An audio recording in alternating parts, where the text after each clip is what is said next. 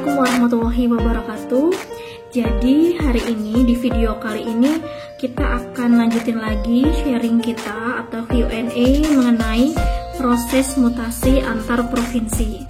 Tapi sebelum kita mulai, please tolong subscribe channel ini agar channel ini lebih berkembang dan aku lebih semangat lagi buat videonya. Oh iya, mungkin ada yang belum tahu, video ini itu part 2 dari video lanjutan proses mutasi antar provinsi. Untuk part satunya nanti akan aku cantumkan di deskripsi box.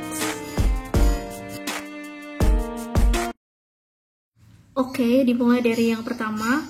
Jadi posisinya sekarang ini kita sudah mengikuti tes mutasi antar provinsi. Tentu saja proses tes mutasi itu kan dilaksanakan atau diselenggarakan oleh BKD tujuan kita ya, tujuan mutasi kita. Nah, setelah kita mengikuti tes, apa yang kita dapat? Yang kita dapat nantinya yaitu hasil, tentu saja hasil tes, apakah hasil itu menyatakan kita lolos tes atau tidak. Nah, jika kita dinyatakan lolos tes, nantinya kita akan mendapatkan yang pertama hasil tes tadi, yang kedua adalah surat rekomendasi untuk mutasi atau semacam persetujuan penerimaan mutasi kita dari BKD tujuan kita tadi. Nah, setelah kita memperoleh surat persetujuan dari BKD tujuan, langkah selanjutnya apa? Langkah selanjutnya yaitu kalau saya ke dinas terkait, dalam hal ini saya ke Dinas Pendidikan Provinsi tujuan dalam rangka untuk meminta ANJAP dan ABK. Apa itu ANJAP dan ABK? ANJAP itu adalah analisis jabatan dan ABK itu adalah analisis beban kerja. Sebetulnya itu isinya itu hampir secara garis besar hampir mirip dengan R10 atau DSO, hanya ini versinya itu versi yang lebih detail, lebih lengkapnya. Nanti untuk ANJAP ABK contohnya akan saya bahas nanti ya. Nah, berarti sekarang kita sudah memiliki 3 berkas dari BKD tujuan ya. Yang pertama hasil tes, kemudian yang kedua surat rekomendasi atau persetujuan mutasi dari BKD tujuan. Yang ketiga adalah ANJAP dan ABK, analisis jabatan dan analisis beban kerja dari dinas tujuan kita. Nah, setelah ini ketiga berkas tadi kita bawa lagi ke dinas asal kita, instansi asal kita. Kalau saya berarti saya bawa kembali ke dinas pendidikan asal saya. Apa yang diurus di instansi asal atau di dinas asal, yang kita urus di dinas asal kita adalah persetujuan mutasi. Ingat, waktu di part 1 di dinas itu kita baru sebatas mengajukan rekomendasi mengikuti tes. Nah, sekarang setelah kita memiliki persetujuan mutasi dari BKD tujuan, yang kita ajukan adalah persetujuan mutasi dari instansi kita, dari dinas asal kita. Nah, apa saja yang kita dapat dari dinas asal kita? Yang kita dapat nantinya itu ada 3. Ada 3, itu yang pertama surat persetujuan mutasi dari dinas, yang kedua surat bebas tugas belajar dan surat bebas hukuman disiplin dari dinas. Kemudian yang ketiga, sama seperti ketika di dinas provinsi tujuan tadi kita dapat ANJAP ABK, di dinas pendidikan provinsi asal kita pun kita juga meminta ANJAP ABK dari dinas. Jadi ANJAP ABK itu ada 2 ya, dari ANJAP ABK dinas tujuan dan ANJAP ABK dari dinas asal. Setelah kita dapat ke-4 berkas tadi, yang pertama surat persetujuan dari dinas, kemudian surat bebas tugas belajar, kemudian surat bebas hukuman disiplin, dan terakhir ANJAP ABK dari dinas asal. langkah selanjutnya kita harus kemana? Nah, ini ada dua versi. Yang pertama, ada yang langsung ke PKD, tapi kalau saya memilih kita ke inspektorat terlebih dahulu. Kenapa harus ke inspektorat? Karena salah satu syarat untuk mutasi itu adalah melampirkan surat bebas temuan dari inspektorat provinsi asal. Proses di inspektoratnya, yang pertama kita mengajukan permohonan, melampirkan berkas-berkas seperti ketika awal kita proses mutasi. Semua berkas dari awal sampai akhir kita lampirkan beserta surat permohonan untuk mengajukan bebas temuan. Oke, next ke pertanyaan berikutnya. Setelah kita dapat surat bebas temuan dari inspektorat, selanjutnya kita kemana? Langkah selanjutnya, setelah kita dapat surat bebas temuan dari inspektorat, maka yang kita bawa nantinya yaitu yang pertama yang dari dinas tadi, semuanya. Kemudian yang kedua dari inspektorat bebas temuan, itu semuanya kita bawa ke BKD. Tujuannya di BKD ini kita adalah mengajukan permohonan persetujuan mutasi. Nanti di BKD ini akan mengeluarkan yang pertama surat persetujuan mutasi, yang kedua adalah surat bebas tugas belajar dari BKD, dan yang ketiga adalah surat bebas hukuman disiplin dari BKD. Jadi yang dari dinas pendidikan tadi sama kan, ada surat bebas tugas belajar dan surat bebas temuan, maksud saya surat bebas hukuman disiplin, itu sifatnya itu sebatas pengantar untuk ke BKD. Jadi yang kita pakai nantinya sebagai syarat ke provinsi tujuan kita itu adalah semua yang kita dapat dari BKD ini. Dari persetujuan mutasi dari BKD, kemudian surat bebas tugas belajar dari BKD, dan surat bebas hukuman disiplin dari BKD, dan satu lagi yang bebas temuan dari inspektorat. Khusus bebas temuan itu dari inspektorat. Kalau yang dari dinas pendidikan tadi itu sifatnya pengantar untuk ke BKD. Oke, lanjut. Setelah proses di BKD ini selesai, apa artinya proses di provinsi asal kita itu sudah beres semua, sudah selesai? Jawabannya sementara iya, sementara ya. Sekarang kita lanjut ke provinsi tujuan kita. Apa saja berkas yang dibawa ke BKD tujuan?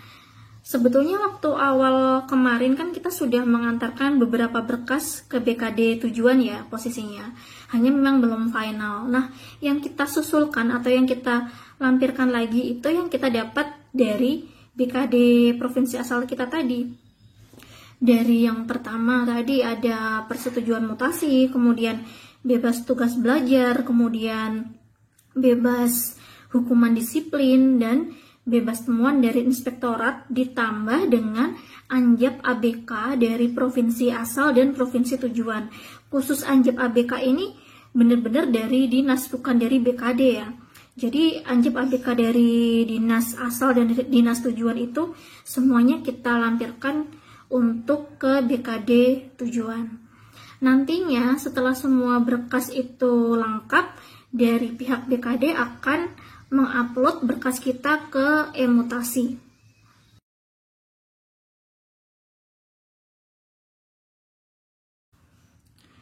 Oh iya, mungkin ada yang belum tahu, video ini itu part 2 dari video lanjutan proses mutasi antar provinsi. Untuk part satunya nanti akan aku cantumkan di deskripsi box. Setelah kita menyerahkan berkas dan berkas kita diupload di e-mutasi, prosesnya seperti apa? Itu tidak akan saya bahas sekarang, akan saya bahas di part 3. Jadi silahkan kalian nanti simak terus sampai di part 3, karena dari proses upload di e-mutasi sampai nantinya itu terbit SK itu juga lumayan cukup panjang jalannya, jadi tidak akan saya bahas sekarang. Yang akan saya bahas sekarang setelah ini adalah saya akan menunjukkan contoh detail syarat dan anjab ABK-nya. Seperti apa untuk anjab ABK itu, formatnya akan saya jelaskan setelah ini.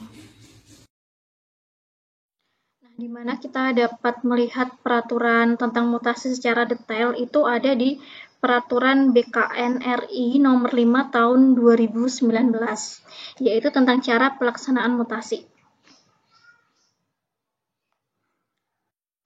Nah, di Perban nomor 5 tahun 2019 ini mengatur tata cara mutasi PNS yang jenisnya itu nggak cuma satu macam ya mutasi itu.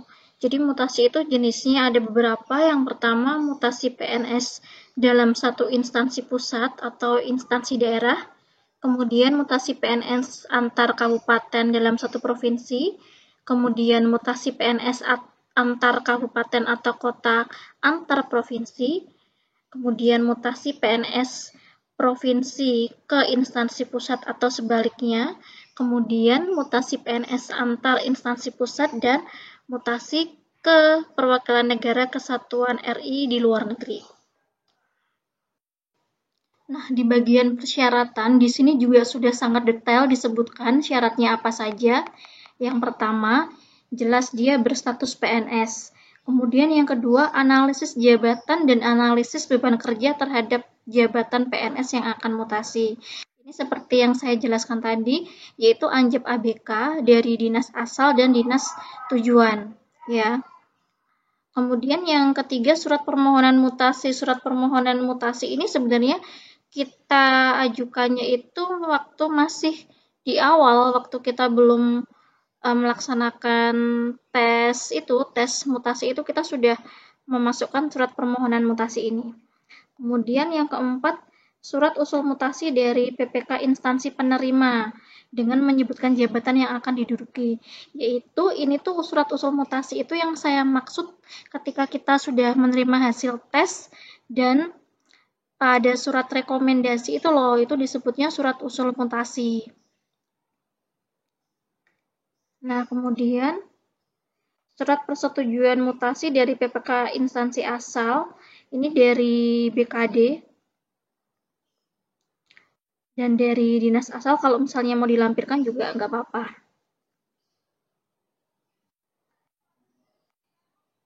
Nah, kemudian yang di F ini surat pernyataan sedang tidak dalam proses menjalani hukuman disiplin. Nah, ini yang dipakai itu yang dari BKD.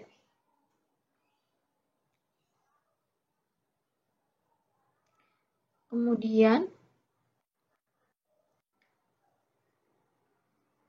ini SK jabatan terakhir dari awal ini juga sudah dilampirkan. Kemudian yang H ini PPK PNS 2 tahun terakhir. Kemudian surat pernyataan tidak sedang menjalani tugas belajar ini yang dari BKD tadi. Kemudian yang J, surat bebas temuan dari inspektorat. Ini juga sudah saya jelaskan. Nah, di sini ada keterangan analisis jabatan dan analisis beban kerja itu ada dalam lampiran 1.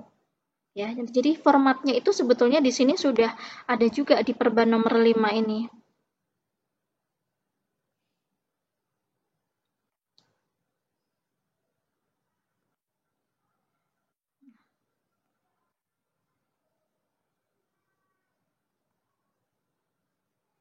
Nah, ini format analisis jabatan dan analisis beban kerja yang terdapat di peraturan BKN nomor 5 ini.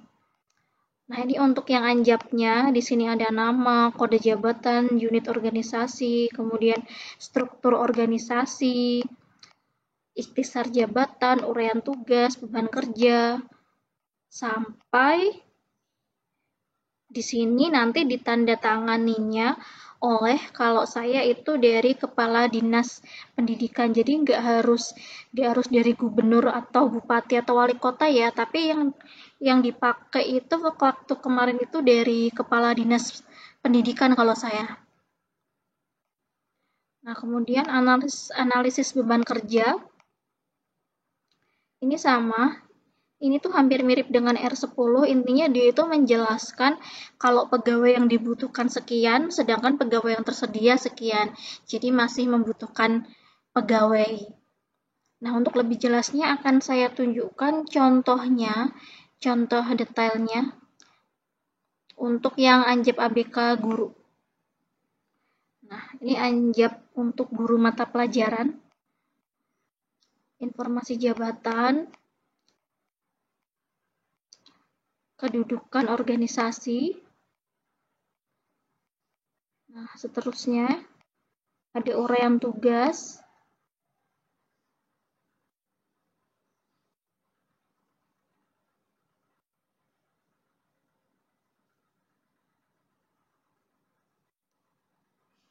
terus ada bahan kerja, kemudian perangkat atau alat kerja, hasil kerja, kemudian tanggung jawab guru mapel yang bersangkutan, kemudian wewenang, kemudian ada korelasi jabatan, kondisi lingkungan kerja, resiko bahaya, syarat jabatan. Nah, ini disesuaikan dengan kita saja. Kemudian sampai ke di sini ada prestasi kerja yang diharapkan, kemudian dibutir informasi lain dan ditutup dengan di bawah itu harusnya ada mengetahuinya. Misalnya yang dari Kepala Dinas Pendidikan tadi ditandatangani.